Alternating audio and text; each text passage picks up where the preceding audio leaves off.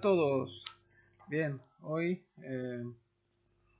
de forma casi inesperada, porque es un personaje que siempre he tenido en estima, Arturo Pérez Reverte, pero que por H y por B, pues hasta ahora, desde que llevo mi canal, creo que no le había dedicado nunca ningún tipo de atención ni ningún podcast. Ya mi memoria me falla a veces y antes de grabar esto no me he puesto a repasar, pero yo diría que nunca le he dedicado, igual lo he mencionado en algún podcast, pero nunca le dediqué algo en especial a él, ¿no? Y sin embargo es un personaje que ha transitado a lo largo de mi vida de forma horizontal, diría, o sea, ha topado conmigo muchas veces, ¿no? Yo lo sigo desde hace muchísimo tiempo, yo recuerdo incluso estar por ahí todavía de parra, de juerga, eh, con mis amigos, no sé, andando a lo mejor ese tiempo cuando haces tiempo, digamos, después de cenar y tienes un rato antes de entrar a la discoteca, o tenías un rato antes de entrar a la discoteca y tal.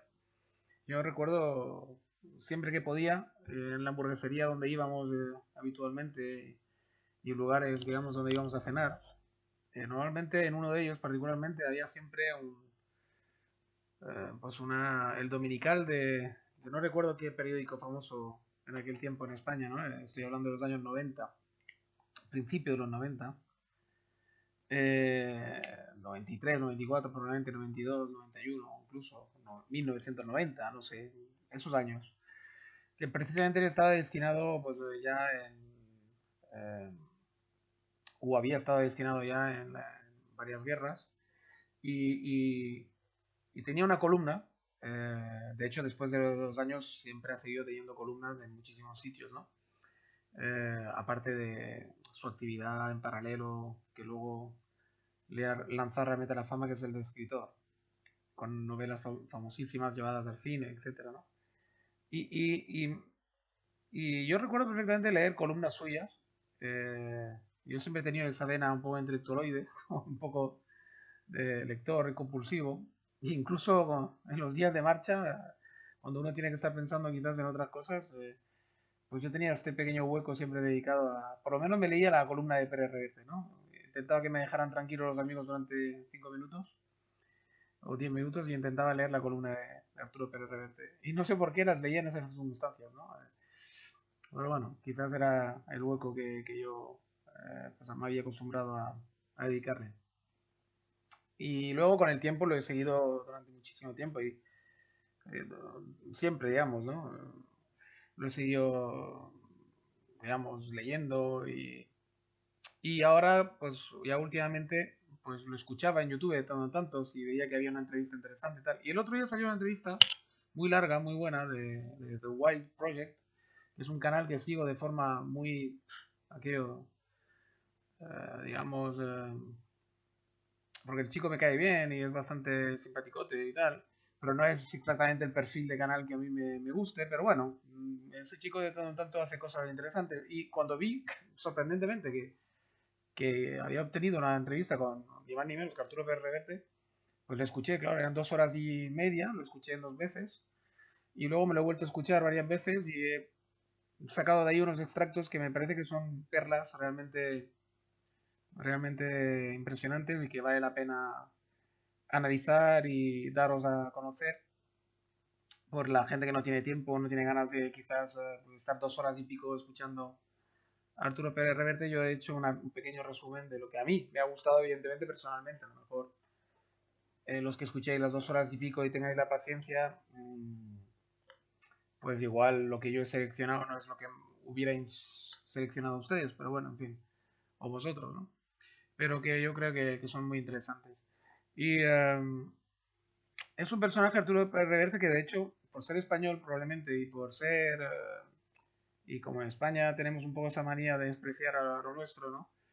No es más famoso o más, y luego encima como tiene ideas un poco que no encajan con el perfil que aquí en España hay que tener para triunfar, que es ese rollo un poco Almodóvar, de izquierdas, bueno, supuesta izquierda, ese rollo Podemita, PSOE, etcétera, sino que encajaría quizás más en un perfil más PSOE, o sea, PP Vox, por decirlo de alguna forma, que no está de moda y que no está permitido aquí en España, digamos, ¿no? Tener un pensamiento que difiera del oficial, ¿no? Que es el PSOE Podemos, ese pensamiento que imita a las tonterías americanas, porque mira que de América vienen cosas interesantes, pues aquí siempre pillamos lo más tonto, ¿no? Que es el políticamente correcto, intentamos adaptar cosas que ocurren en América a cosas que ocurren en España que no tienen nada que ver, porque aquí no hay racismo como tal, como en América, no hay problemas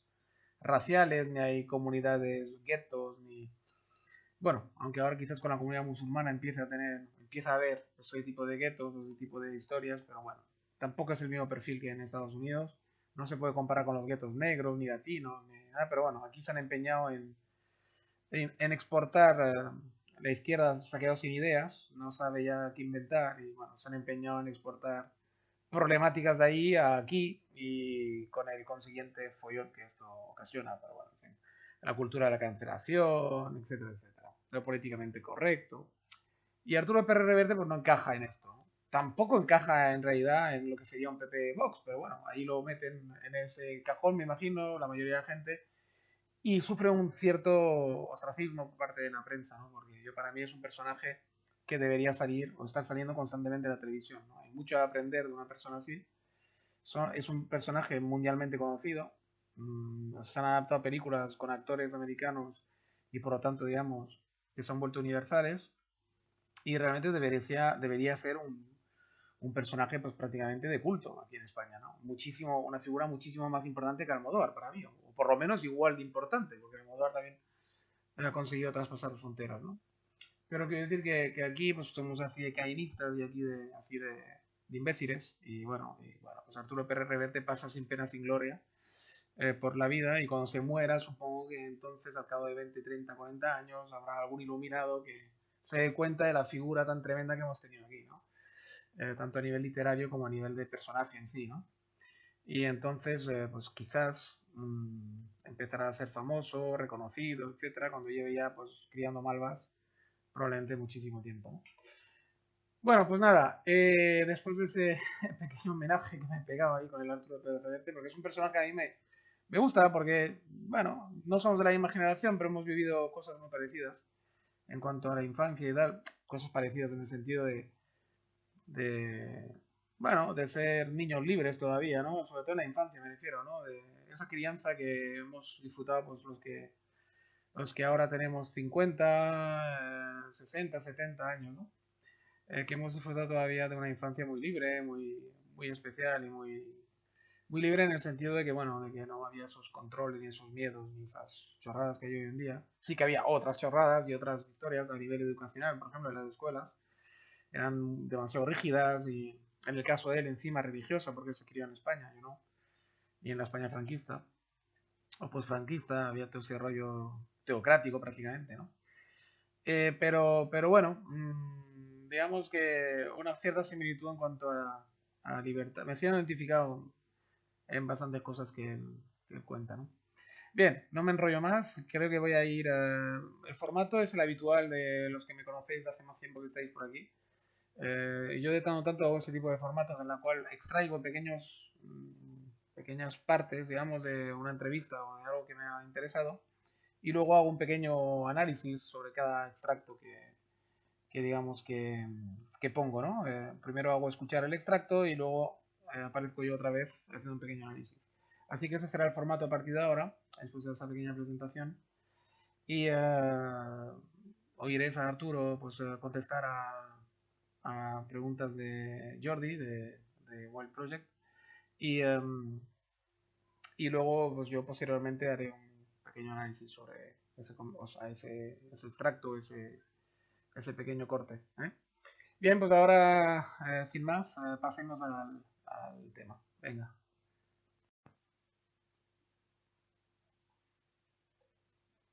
Por la mañana heroica y por la tarde perversa o al revés. Por la mañana cobardes y por la tarde maravillosos.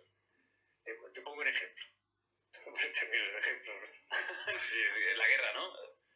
En Eritrea en el año 77. Ajá. Yo estaba con los eritreos en la batalla de Sene, era el único periodista. Estaba yo tenía disentería. Echaba sangre, estaba muy mal.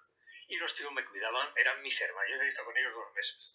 Y esperando esa batalla, ¿no? Ellos me cuidaban, yo estaba muy mal. Eran como mis hermanos, ¿no? Y ese día, a las 4 de la mañana, atacaron Tesenei, yo entré con ellos en la ciudad.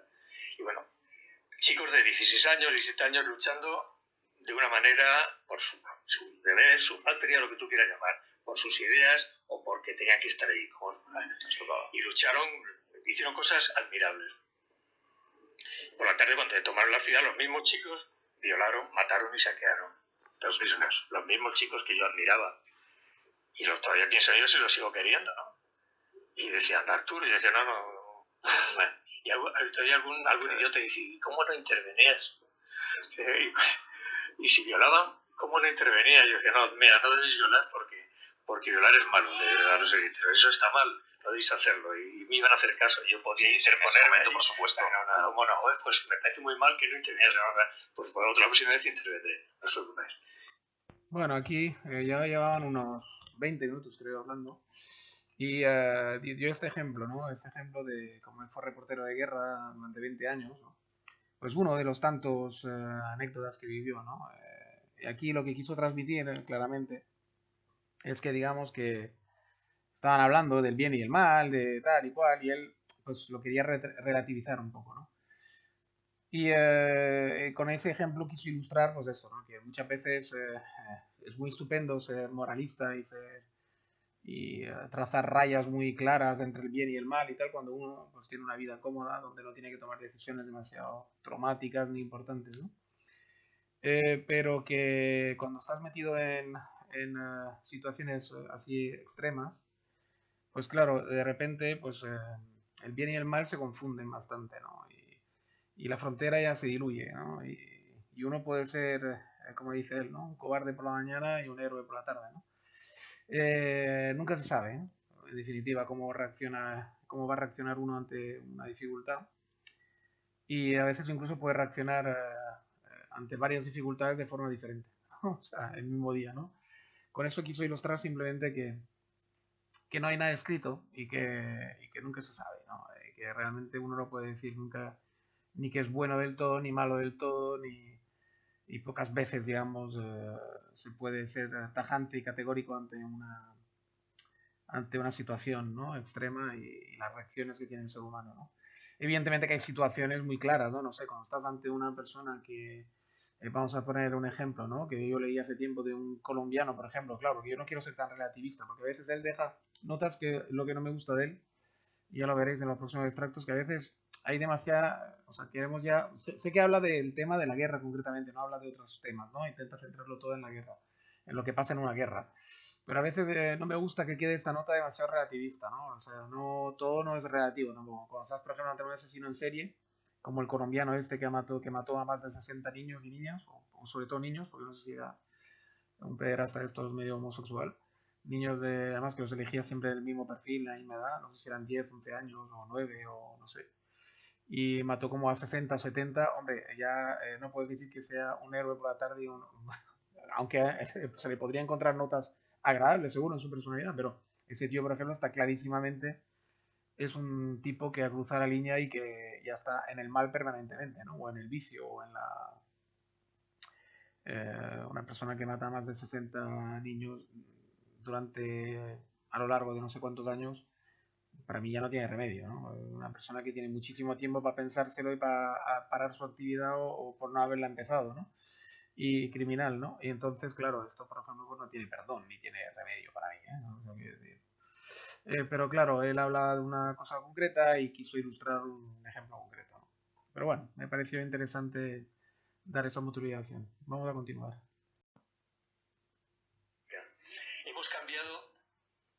Hemos cambiado la razón por los sentimientos. Es decir, si tú pones a ver, yo tengo Twitter, en Twitter luego te preguntaré por el tema de Twitter. Si te das cuenta, casi nunca se razona, siempre se siente. No es que yo siento que los animales, que los perros, que los gatos, siento que los ucranianos, siento que la mujer, siento, no, pero vamos a ver, razónalo, ¿de acuerdo? Sí, a lo mejor pues, tienes razón, pero razónamelo. No me lo bases en lo que tú sientes, me importa una mierda. O sea, me importa una mierda, porque si eres tonto, lo que sientas me importa carajo, nada, ¿no? Razónamelo. Y es donde falla el planteamiento. No se razona, se siente. Sentir está muy bien, pero hace falta, además de sentirlo. Entonces, esa especie se cambiara. Entonces, ¿qué pasa? También es muy peligroso. Cuando cambias una razón por unos sentimientos y te guía tu religión, son los sentimientos, tu religión tiene apóstoles. Y todo apóstol puede ser fanático, y todo fanático puede ser inquisidor. Con lo cual entonces resulta que al final el sentimiento puede convertirte en inquisidor. Y si no conoces más que tu pequeña parcela del mundo, eres inquisidor de todo aquello que no comprendes o no conoces. Bueno, aquí ese trozo pues me gusta especialmente, ¿no? Porque entra en un tema que yo he tocado varias veces, ¿no? Y él lo toca de forma magistral ahí, ¿no? El tema de la razón y los sentimientos, ¿no? Demasiados sentimientos, ¿no? Es verdad, o sea, actualmente, de hecho hay una sobredosis tan grande de sentimentalismo en los telediarios, en los reportajes que hacen hoy en día, en los artistas que salen entrevistados, en los futbolistas incluso, en muchísimas, o sea, se ha instalado tanto la manía o el tic o la moda de hacer ver que uno tiene sentimientos humanos, que es humano, que ya se basa todo en los sentimientos humanos, ¿no? Y la razón también es un sentimiento humano, yo añadiría, ¿no? Quiero decir, tiene toda la razón ahí Arturo, ¿no? Cuando dice esto, ¿no? Porque, vamos a ver, sentimiento también es o sea, sentimiento es todo, o sea, el ser humano es todo, el sentimiento es razón, es frialdad, es frío, es caliente, es explosivo, es colérico, es calma, es todo, o sea, somos todo, y todos tenemos la potencialidad de ser todo en todo momento, ¿no? Entonces, solamente querer, esa manía que tenemos hoy en día de solamente querer destacar unos rasgos específicos, ¿no? Del carácter humano y tal, y no otros, ¿no?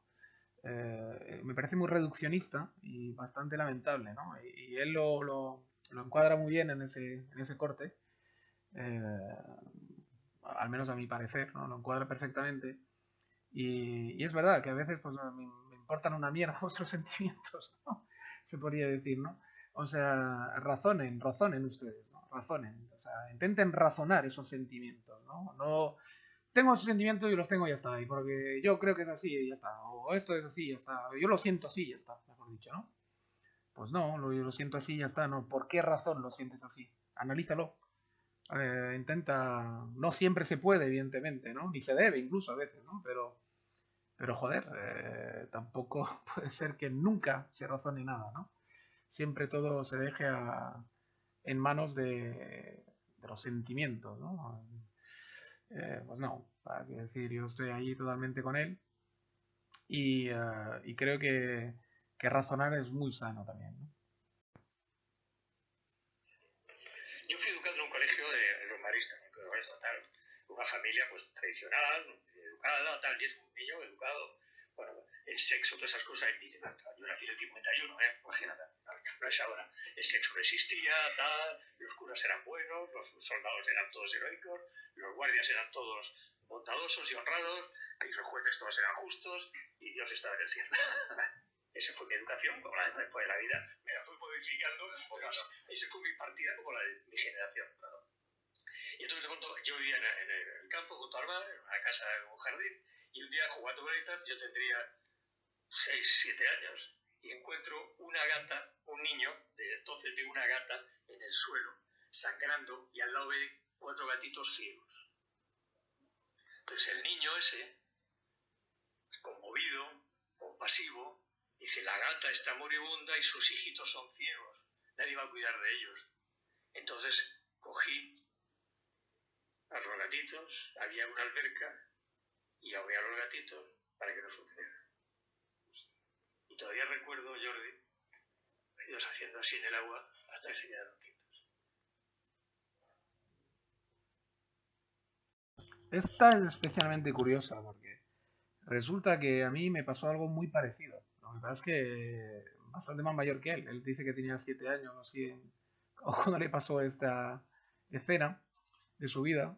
Y yo tenía bastantes más. Con eso también le podría decir a Arturo, si lo podría tener en una entrevista algún día, que no se mortifique tanto, ¿no? Porque porque luego dice, lo corto, pero dice que, bueno, que aún los ve en su cabeza después de 50 años, 60 años que han pasado de este episodio, ¿no? Y a mí me pasó algo muy parecido con unos pajaritos que acaban de nacer también en el jardín de la casa de mis padres todavía. Yo ya era bastante mayor, por eso, tenía ya 20 muchos, no me acuerdo cuántos, pero 20 y algo de años, 24, 23, quizás, una cosa así. Y, eh, y me ocurrió algo muy parecido. Habían nacido unos pajaritos en un ciprés, que estaba ahí en el jardín de una de las casas de mis padres, que tuvieron varias a lo largo de su vida. Y yo había dormido ahí aquella noche y me levanté por la mañana y oía, pues eso, pajaritos y tal y cual, ¿no? Digo, hostia, coño, se oía más cerca de lo habitual, ¿no?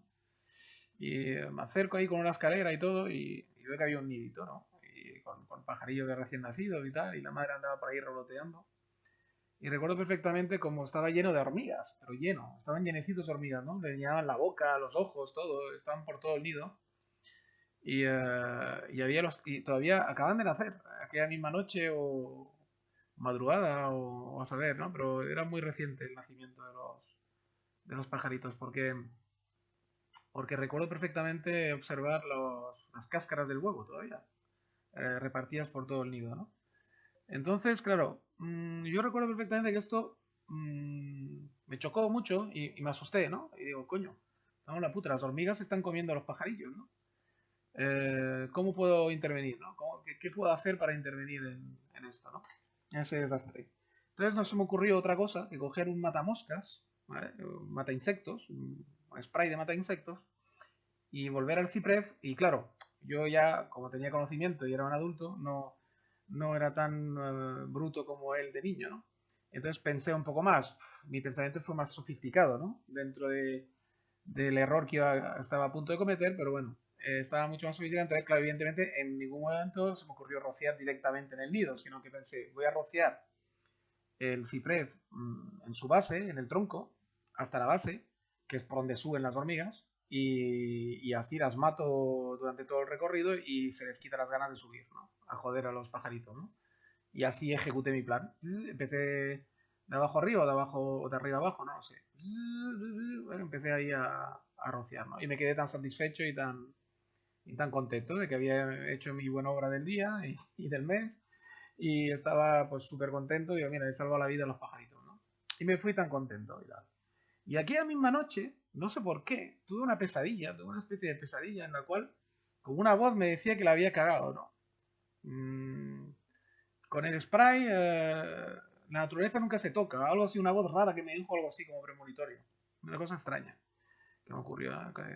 Como una voz que me sugería en el sueño que la había cagado de alguna forma, ¿no? Que la naturaleza es mejor dejarla seguir su curso que no hay que intervenir en ella, ¿no? Algo así.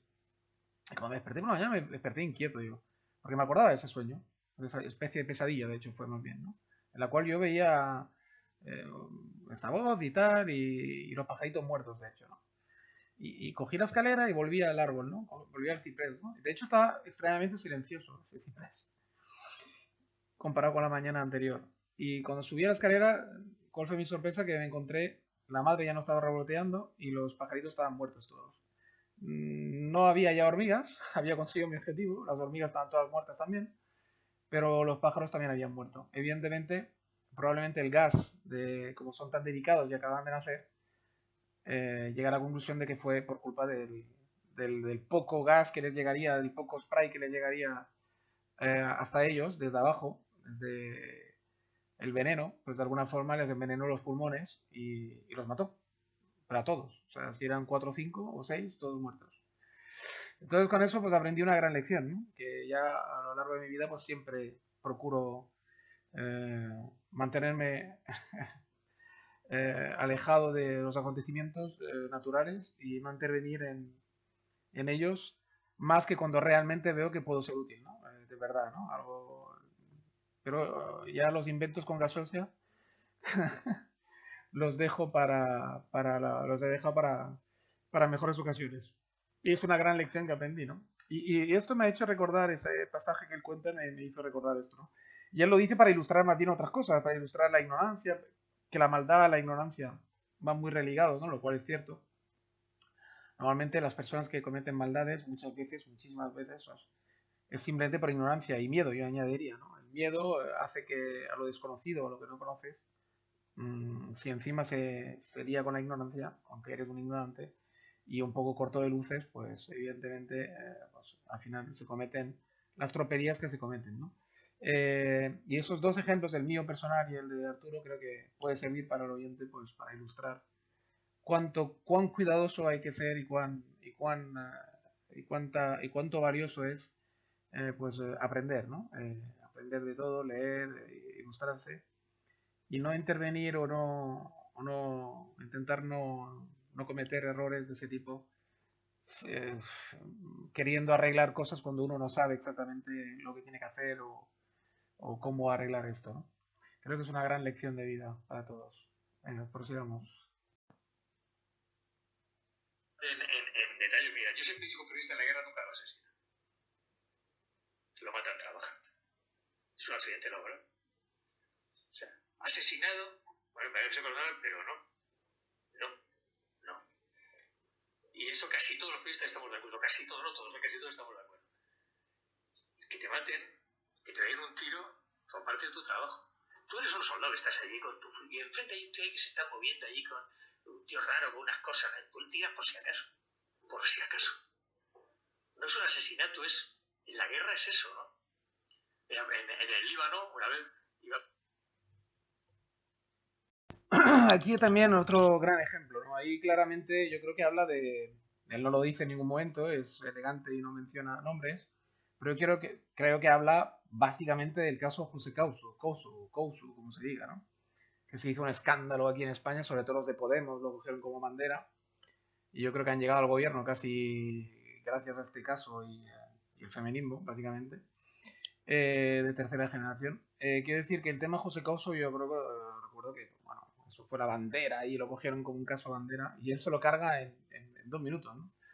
Toda la argumentación, ¿no? De que lo mató el imperio americano, etcétera, y no sé qué, no sé cuánta, y que había que pedirle poco más que prácticamente, yo no sé qué querían pedir, ¿no? Es un acto desgraciado, evidentemente cualquier ser humano pues se compadece por lo que le pasó, pero tiene toda la razón el don Arturo, una vez más, ¿no?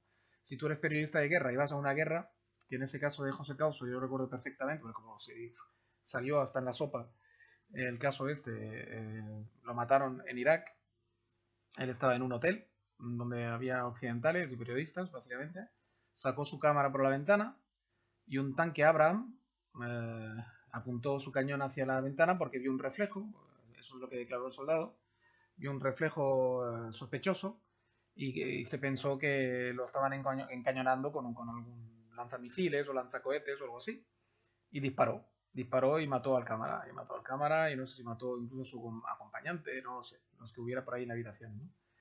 Y bueno, y aquí eso se cogió como un asesinato, como que la habían hecho premeditado y tal. Y ahí, pues Arturo se carga otra vez ese tipo de historias diciendo que en una guerra la tensión misma que llevas, ¿no?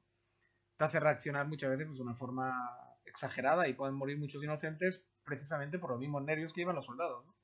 Si tú crees que hay un enemigo, pues no te vas a preguntar 40 veces si es un periodista o no. Ves una cosa rara, un cacharro, como dice él, disparas y punto, por si acaso, por si eran moscas.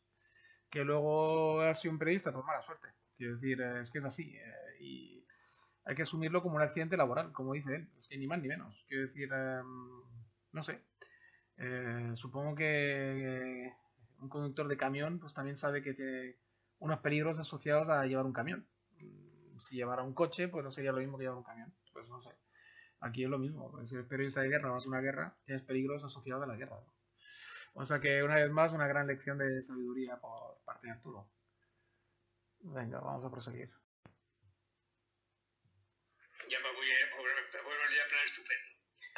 Homero, Dante, Virgilio, Platón, Aristófanes, Montaigne, Voltaire, Rousseau, todo esto están en proceso de demolición. Están cada vez más olvidados, más apagados, más cancelados. Entonces, ese mundo, este occidente, esta Europa está ya cayendo. Caerá despacio porque los imperios tardan mucho tiempo, a veces siglos, pero bueno, tardó 4 siglos, 5 siglos en fíjate si tardó en desaparecer. Pero al final que era un cataclismo aceleraría el proceso, pero el proceso va a ocurrir igual que te cierran. Tú ya tienes una edad que aquí te han cerrado algún sitio que te gustara cuando eras joven, ¿sabes? Pues es un poco eso. Te van cerrando restaurantes, te van cerrando cines, bares, poco a poco, lugares. Pues es lo mismo, pero a lo bestia. En plan histórico, ¿no?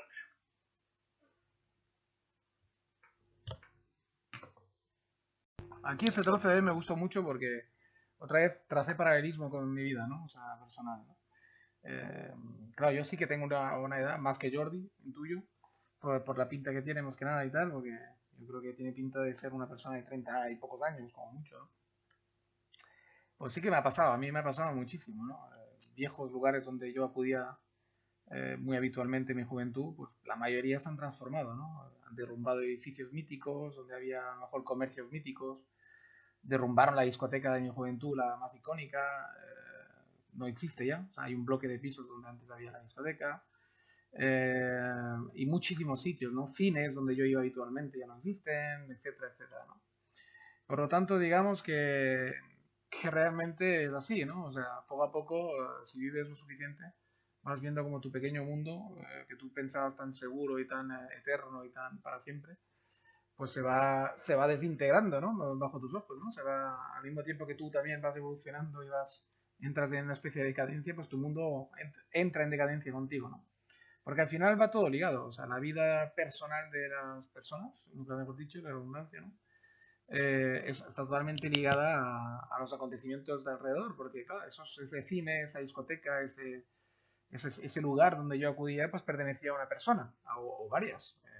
Pero da igual, eran personas los que había detrás, ¿no? Y esas personas, pues, evolucionaban, envejecían, lo que sea, y al final tuvieron que vender sus negocios o traspasarlos, o por mil razones, ¿no? Pero básicamente la decadencia personal de ellos, probablemente, ¿no? Simplemente cuando uno empieza un negocio, vamos a pensar en una discoteca, lo empiezas joven normalmente, o relativamente joven, y luego, pues cuando a lo mejor tienes 70 o 80 años, no tiene ningún sentido ese negocio, ¿no? Ya no te gusta o ya no lo pueden ni llevar, ¿no? Por decirlo de alguna forma, ¿no?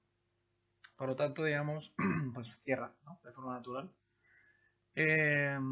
Y eso de hacerse paralelismo con la civilización, pues me parece bastante adecuado, una vez más, ¿no? Bastante cierto, ¿no? Y es así, ¿no? La civilización occidental, cualquier tipo de civilización, pues entra en decadencia al final, ¿no? Y finalmente, pues se apagan, ¿no? Aunque dejan rescoldos y, por ejemplo, yo estoy, ves una vez más ahí para puntualizar su comentario, yo diría que, bueno, que después siempre hay rescoldos y hay digamos, restos, ¿no? Porque de la civilización romana pues salió la Edad Media, de la Edad Media ha salido nuestros tiempos, etcétera, y de nuestros tiempos saldrán otros tiempos, pero que de alguna forma tendrán sus enjambres o sus raíces en el nuestro. O sea que siempre, digamos, algo queda, ¿no? De todo, ¿no? Y de todos, de alguna forma, ¿no? Pero sí que es verdad que a nivel así más micro, pues sí, las cosas pues, evolucionan, crecen, desaparecen, ¿no? Está claro. Venga, vamos a proseguir. Un lugar desagradable, frío, peligroso, que no tiene sentimientos, que hay un volcán y se llama La Palma y te destroza, o Pompeya, donde hay epidemias, hay guerras, hay azares, hay accidentes, hay rebrotes en la bañera, hay virus, hay COVID, hay un montón de cosas que periódicamente atacan al ser humano. El universo, el cosmos tiene sus reglas inmutables, que han sido siempre así. Y esas reglas de vez en cuando se ve un iceberg esperando al Titanic. A veces da y a veces no, pero siempre hay uno ahí. ¿Qué pasa? Que eso que en África, que ahora en Ucrania lo saben de sobra porque tienen la memoria reciente, porque el abuelo, el padre han vivido eso en África. Aquí hace mucho tiempo que no tenemos nada de eso. Entonces lo hemos ido olvidando y pensamos que el mundo es un lugar que ya hemos conseguido vencer al diablo. El mal ya está vencido. Esto ya es cuestión ya de exportar. Exportemos a otros países nuestra bondad, nuestros sentimientos, nuestro éxito democrático. Exportemos lo que el afgano, que el chino, que el mexicano, que el nigeriano vivan como son, sean felices como nosotros lo somos, ¿no? Ahí, para contrarrestar un poco lo que dice, que ahí estoy de acuerdo relativamente, o sea, esa visión, digamos, pesimista, entre comillas, de que sí, que el universo es un sitio peligroso, que bueno, que la vida no está hecha como para que seamos felices y que el universo sigue su curso y pasa de nosotros y vale, sí, es una reflexión materialista que yo puedo suscribir en muchos aspectos, pero me parece tanto descarnada y pesimista en ese caso en exceso, porque también el universo tan descarnado él y tan frío y que pasa de nosotros, pues resulta que nos ha permitido estar aquí, de momento, y aunque se acabara, digamos, la vida en breve, no sé, a 100 años visto, 200 o 300, para que estemos todavía por aquí, eh, no sé, también nos ha permitido vivir durante, pues no sé si dicen que el ser humano tiene ya 60.000 años o 70, tal y como lo conocemos, pues bueno, pues 70.000 años que nos ha permitido vivir también, ¿no? El planeta Tierra y el universo, etcétera. Y ha permitido que el planeta Tierra esté lleno de vida, con o sin nosotros, quiero decir, durante muchísimos millones de años. Por lo tanto, ese universo tan frío y tan pasota, pues resulta que ha dado cabida a nosotros. Por lo tanto, digamos que duremos lo que duremos o estemos lo que estemos, hemos estado. Eso es un tema que no se puede borrar ni se puede obviar. Por lo tanto, ese universo tan malo, malísimo y tan frío y tan pasota de nosotros, pues resulta que nos ha permitido estar aquí. Por lo tanto, digamos, tan malo tampoco será, ¿no? O sea, ahí para retomar un poco su discurso, ¿no? Que él siempre dice que hay que ser un poco relativos, ¿no? Que el mal y el bien, pues oye, eso se aplica también a lo macro. El universo en toda su frialdad y en todo su el supuesto pasotismo resulta que nos ha permitido estar aquí, repito. O sea, que y con toda nuestra conciencia y con todo nuestra forma de ser y nuestra forma de vivir y que también la vida tiene sus momentos de disfrute, etcétera, la calidez del buen tiempo, la primavera, etcétera, no sé, ¿no? Hay muchas imágenes que me vienen a la cabeza agradables. Nacimiento de un hijo, tu propio nacimiento, no sé, comer, vivir, amar, ¿no? No sé, son cosas que también te permite el universo, por lo tanto, tampoco para acabar con una nota optimista no seamos tan pesimistas, ¿no? Hay momentos de todo, simplemente, ¿no? Creo que sí, la vida sigue su curso, el universo pues probablemente no es que nos haga mucho caso, pero tampoco es un sitio tan hostil porque, repito, aquí estamos, ¿no? Y pensamos seguir estando mientras podamos lucharla y podemos vivirla, ¿no? Esta vida. Pues nada, con esa nota optimista os dejo por hoy. Nos vemos en un próximo podcast. Y venga, un saludo a todos, cuidaros mucho como siempre digo. Bienvenido, por cierto, a los nuevos suscriptores, que hay un puñadito más. Y mira, aquí, esta pequeña comunidad, cada vez hay más locos. Venga, locos del análisis. Venga, pues nada, nos vemos muy pronto. Venga, un saludo, hasta pronto.